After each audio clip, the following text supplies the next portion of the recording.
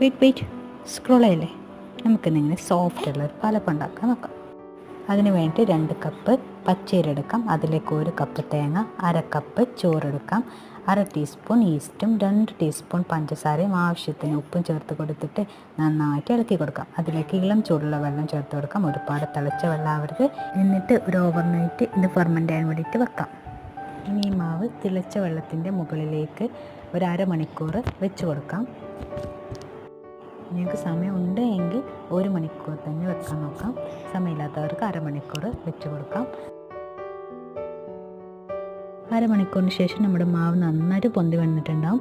ഇനി നമുക്ക് നല്ല പെർഫെക്റ്റ് ആയിട്ടുള്ള സോഫ്റ്റ് പാലപ്പം തയ്യാറാക്കാം.